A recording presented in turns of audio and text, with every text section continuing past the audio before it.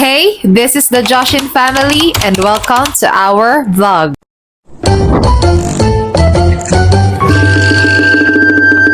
Oh, loko, sino kayo dyan?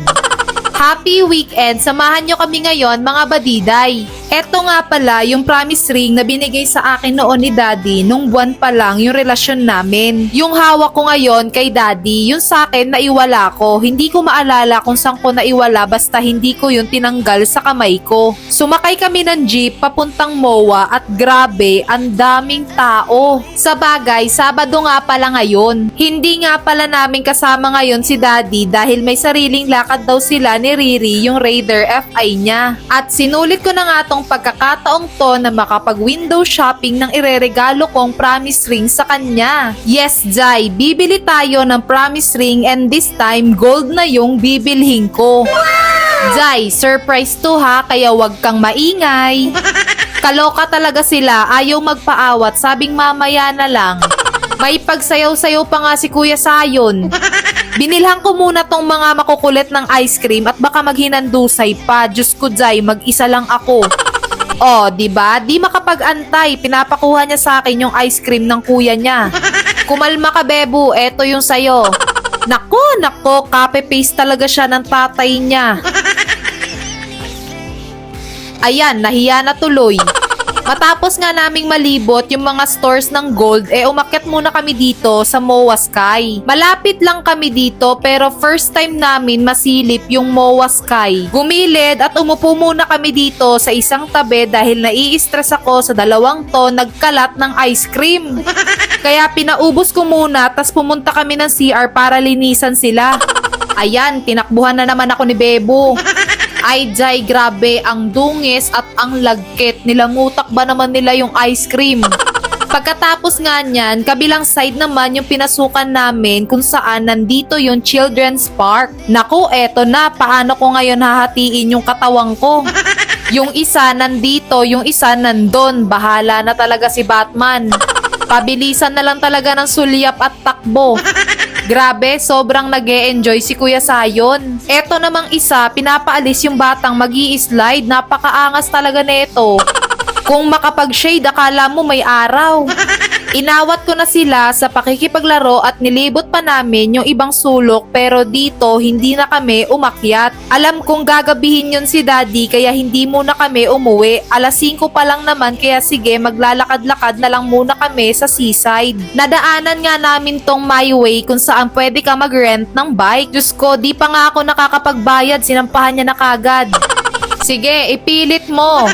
At eto nga yung nirentahan ko, yung may 2-seater sa likod. 350 nga pala yung rent sa ganyan for 1 hour. Bale, nag-iwan lang ako ng ID for safety na hindi ko to iuuwi. Okay, tara, let's go!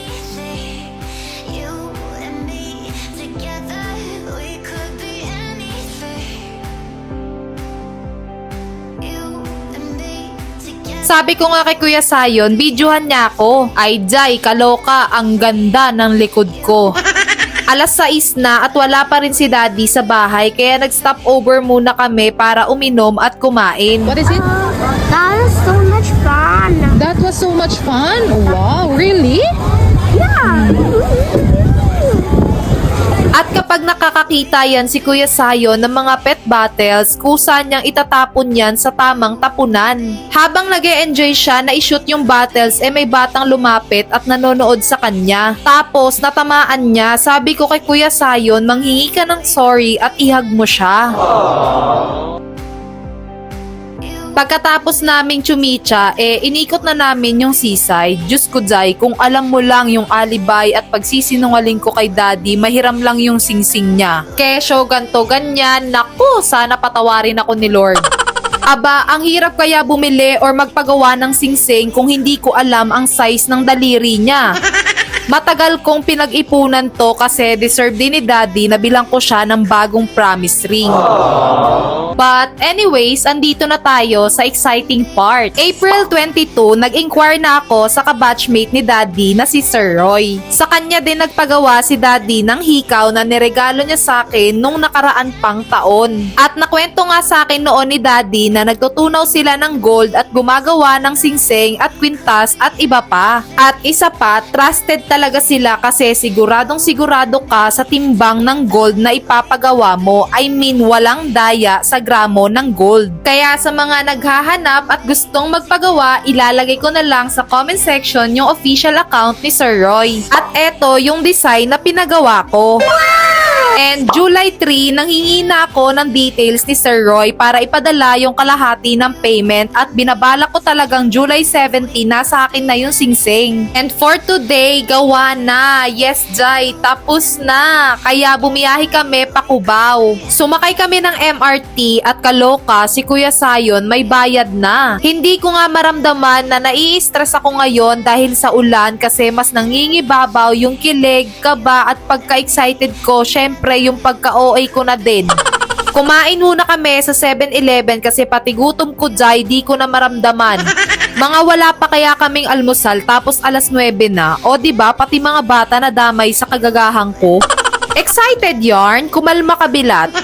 Nagtanong-tanong lang ako sa mga guard kung saan ang sakayan sa binigay na address ni Sir Roy. At eto nga sabi, mas mabilis kung magta-tricycle na lang daw kami. Dapat talaga ipapadeliver yung singseng kaso parehas kaming kinabahan ni Sir Roy. Nako, ayoko din matiway no?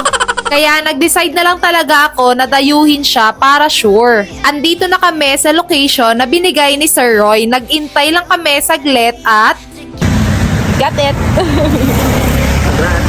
And finally, I got it na. O siya, abangan nyo bukas yung prank or challenge na niready ko para kay Daddy. Once again, this is the Joshin family. Be smart, be safe, love ya!